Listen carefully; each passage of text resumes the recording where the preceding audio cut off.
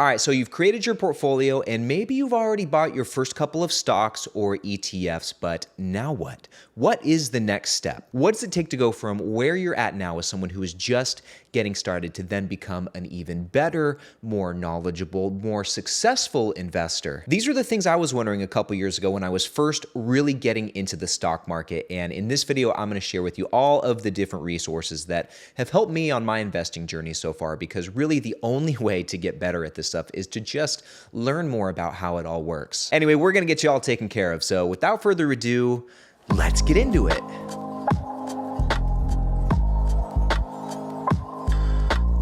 All right, what is going on, my friends? Ryan Williams here, back with another one. And on this channel here, we strictly talk about dividend stocks, which is something that I started doing just a couple of years ago, really not too long ago. And from sometime towards the end of 2019, when I really first started with this stuff, until today, I've been able to grow my portfolio from about $10,000 to now over $35,000. And what's very cool is at this point, it generates about $1,600 every single year in passive dividend income that I basically just get paid in cash. I don't have to do anything for that money, and I'll show you guys more inside my portfolio later on in this video. But today, guys, I'm going to share with you all of the different books that I've read and would recommend for you guys, all of the different YouTube channels that I've watched that have really helped me out, and actually I still watch a lot of these, all of the different websites and platforms that I use to do my stock research and analysis, and also use to track my portfolio, because that's an important component to all of this. I'm going to show you all of this stuff, guys, and why don't we start just with YouTube? In my life, guys, outside of investing, there's so many different things I've learned just from watching YouTube videos. I've learned a lot about fitness and lifting weights. I've learned how to play guitar, play piano. I've learned how to be a better content creator and make better videos. All these different things I have turned to YouTube for counsel. And so I figured I learned all these other things from watching YouTube videos. I'm sure I could pick up some good investing tips and really learn the ropes with this stuff. And I'm so glad that I did, because I was introduced to a handful of really great creators that took what is usually an intimidating and complex topic, this investing, this finance stuff, and they broke it down so simple. It was so easy to digest, and it really helped me build confidence and want to do more with this stuff. And some of those channels that I watched and still do were guys like PPC Ian, who is one of my favorite creators in this space. He takes investing and breaks it down so simply. I love just sitting and listening to him talk about this stuff. I also really like the Dream Green Show. Shout out to my man Zeke over there. When I was first getting going with this stuff, he, just like PPC Ian, makes it seem so simple. Another creator that I really like, would highly recommend, and actually am so stoked that I've been able to become friends with this guy, is my good buddy Russ at Dapper Dividends. I love his channel, and before I even started making videos, I was consuming a lot of his content. He shows some of the numbers, but not too many that you kind of get lost and confused in them. And he also gives a really thorough and coherent analysis. So spending a lot of time watching these videos when I was first learning the ropes was super helpful for me, and helped establish some more familiarity with a lot of the concepts that come with investing, specifically dividend stock investing. So that's why I would highly recommend you guys watch these videos. But having said that, guys, this is very important, and I probably should say this more in my videos, but take everything that you hear from these videos, from these finance YouTube videos, with a grain of salt, okay? Don't just listen to someone talk about a certain stock to buy and think, oh, I'm going to buy that for my portfolio because, you know, Gen X Dividend Investor talked about it, or because Zeke at the Dream Green Show talked about it, or because Graham Stephan swears by it. Don't do that. Take these videos as a good starting point to do some further research and further evaluation, and draw your own conclusions from there. That's very important. All right, guys, now moving on, the next thing I want to talk about that has really helped me learn more about investing is reading different books. And I've got all of the different investing books right here that I have read and am reading, and I just want to go through them with you one by one and talk about each one real quick. All right, guys, and the first book I want to talk about, one of the first investing books I read, was what is called the #1 personal finance book of all time. It says it right on the back here. That is Rich Dad, Poor Dad. This is a must read, I think, if you're going to be an investor. And this book touches a lot more on the mindset and the attitude of being a successful investor. There's not much technical knowledge in here, although it does cover the basics of like an income statement and a balance sheet and how you can apply that to your own personal finances. But it's a really easy book to read, super digestible, very plain language, and it will definitely get you kickstarted and going in the right direction, I'll tell you that. All right, guys, now the second book I would highly recommend, it's another very popular investing book. This is One Up on Wall Street by Peter Lynch, who, if you don't know Peter Lynch, he was the manager of the Magellan Fund, which is one of the best performing mutual funds of all time. And I'll put some stats up on the screen right now showing some of the results that he was able to produce from managing this fund. And in this book, guys, he talks about how to use what you already know to make money in the market. And to break this down a little bit, he says that people like you and me, normal people, have a one-up on Wall Street. We have an advantage over some of the Wall Street analysts who are stuck in the office all day looking at charts, looking at the computer screen. What we can do as normal people, we can go out in the world, go to the grocery store, we can drive down the street. Maybe you're driving by Starbucks, and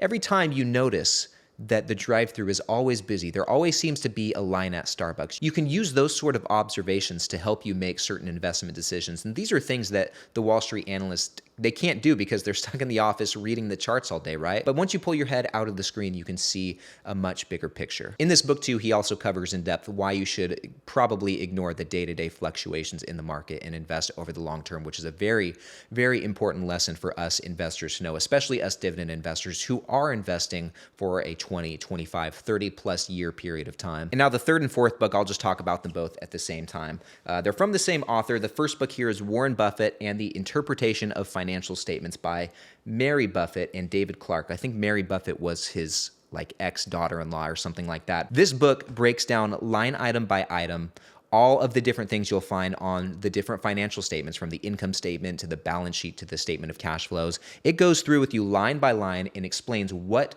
each of those are and how you should use them when doing your stock analysis. It basically teaches you about accounting and financial statements in a very simple, straightforward manner, which is a very important skill to develop if you're going to get deep in the thick of things with investing. And the next book by the same author is The Tao of Warren Buffett. And this one is basically just all his different quotes, all his different phrases, all his different sayings. Like number 7 here, it is easier to stay out of trouble than it is to get out of trouble. So the book is filled with just different limericks like this, and they break them down and explain maybe what Warren meant by those statements. All right, guys, moving on to the next book. This one is a classic, The Intelligent Investor by Benjamin Graham, who was Warren Buffett's mentor at the Wharton School of Business. This book, I'm not gonna lie, looks like I'm about 3/4 of the way through it. This book, guys, I would not start off by reading this book. I'll be honest. It reads like a textbook. It is very boring, and some of the language in it is, I didn't understand it when I first started going through it, so I actually might need to pay it another visit. All right, guys, now a couple more books I want to get through. This one is Richer, Wiser, Happier by William Green, and I gotta say, this has been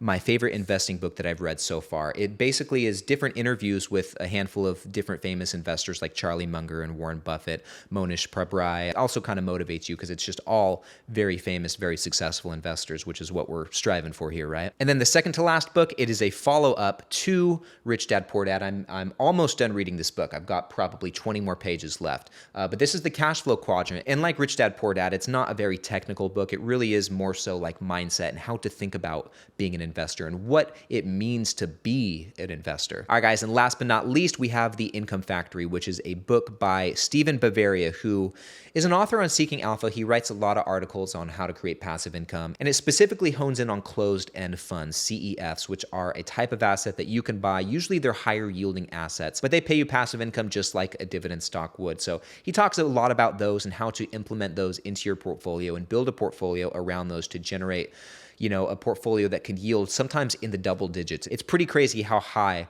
the yields in the portfolios in this book cover. And I actually need to go back through this one because I've been learning more about closed-end funds. And so I think it'd be a good time to revisit this. But anyway, guys, those are all of the investing books that I have read so far and am reading. And I'd recommend them to each and every one of you guys. If you want to check them out, if you want to get them for yourself, I've included links to all of these books in the description of this video. All right, guys, now moving on. Now I want to talk to you about all of the different websites and platforms that I like to use to do my stock research and also track my portfolio, starting with Seeking Alpha, seekingalpha.com. This is pretty much the only website I use to do stock research, and it's got a lot of really cool features. It shows you all of the financial statements, the income statement, the balance sheet, the statement of cash flows. It shows you the dividend stats for any stock, shows you the valuation. Most things that you need to know to do your kind of surface level stock research can be found on Seeking Alpha. And I gotta say, my favorite thing about Seeking Alpha, guys, is having access to all of the different news articles and all of the different analyses on the stocks that I'm looking at. Just seeing what others have to say about the stocks that I'm researching really helps me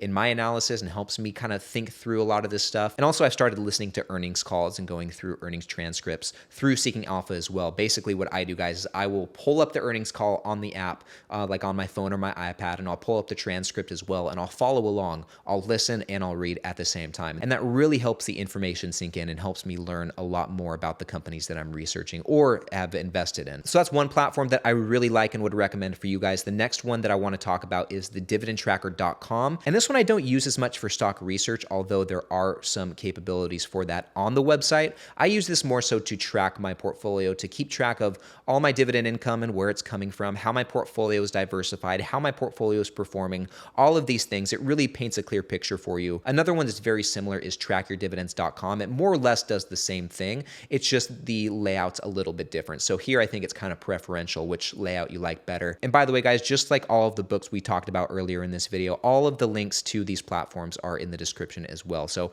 pretty much anything we're covering in this video, you can find a link to it in the description. And now moving on, guys, one other thing that has really helped me so far on my investing journey, this one's kind of an underrated one, I think, is being a part of the community, just joining in the conversation. When you watch these finance YouTube videos like this, you can go to the comments and see what others are saying and start engaging with other like-minded investors who are on the same journey as you are, or you can join something like a Discord group, which we have for our community here, for our dividend investing community, which is the same thing. It's just one big group chat where we're all getting together, talking dividend stocks, sharing our research, getting feedback on our portfolios, and just keeping each other motivated on this investing journey. And if you want to join our Discord community, there's a link to join it in the description of this video. Just saying. Whew. Okay, guys, sorry. I know this has been a lot longer video, but there's a lot of important stuff I wanted to get through. And those were a lot of the things that have helped me and are helping me on my investing journey. So I hope you guys utilize those. I'd be very curious to hear if you've read any of those books, if you're in the Discord, if you're, what platforms that you guys like to use. So leave me a comment below with all of that stuff, just some things that have helped you on your investing journey. And now with that behind us, guys, I want to move on and share with you what's been going on in my portfolio this week. So to do that, let's jump over to the screen. All right, guys, so we are here taking a look at my dividend stock portfolio on Google Sheets. This is a spreadsheet I made just to track all my information. If you guys want to grab this for yourselves, there's a link to it in the description. But as you can see, my portfolio is currently valued at $36,328, and we compare that to last time we did an update, which actually it's been a little while. I think it's been a couple weeks since we did a portfolio update, but last time we did one, my portfolio was sitting at $36,400. So we're down actually just a little bit in the last couple weeks, which makes sense because the market has been just so volatile. So I'm not surprised to see this portfolio down a little bit in value. And in fact, prior to today, as I'm filming, it's Friday the 13th, actually. So it looks like it's my lucky day so far, you guys. I'm up about $430 for the day, or up about 1.17%. Look at my dividend income right here. It's sitting at $1,604. Compare that to the last update, which was at $1,587. So in the last couple weeks, we've jumped up nearly $20 in annual dividend income, which is sweet. And I'm sitting at 80% of my 1-year goal to hit $2,000 in annual dividend income. And I'm trying to reach that by the end of September of this year. And I'll be honest, I don't know at this point if I'm going to be able to reach that. AT&T's dividend reduction really put a damper in this plan. I'm still going to try the best I can to reach this goal, but if it doesn't happen, it's all good. Really, guys, if I don't hit this goal, it's not like the end of the world or anything. I'll hit it for sure sooner than later. But anyway, I just like having something to work towards, so that's why I put this in here. But as far as what I've been buying this week, guys, as we just talked about, the market has been just really coming down. So there's been a lot of great discounts on the market. I've bought 2 of them. The first one is Lowe's, and as you can see, I invested $75 into Lowe's and picked up 0.4 shares of that company. I invested another $75 into Starbucks and picked up just over 1 share, which is the first time this has ever happened, where my weekly contribution is able to buy me 1 whole share of Starbucks. I am psyched about that. And going back over to my spreadsheet here, guys, since things have come down so much, I have a lot of positions in the red, as you can see. AWR officially in the red. Intel, I've been down a lot for a while. JEPI, same thing. Lowe's coming down. Main Street Capital, I'm officially in the red. ORCC, Owl Rock Capital Corporation, I'm officially in the red. Starbucks, I'm down 20%. Right now, Starbucks is my biggest loser. XYLD, I'm down 10%. So I have a lot of great options within my portfolio that I can contribute to lower my average cost per share. And I'm going to keep rocking with Lowe's and Starbucks for some time, but I also might start contributing some more to ORCC because, I'm at a 6.5% loss right now. So I can pick up this high yielding stock for not a lot of money. Anyway, guys, that's what's been going on in my neck of the woods lately. If you guys want to see more inside of my dividend stock portfolio, then check out this video playlist right up over here. This is a series of videos I put together that shows all of my monthly dividend stock portfolio updates year to date. So click right here and I will see you guys in the next one.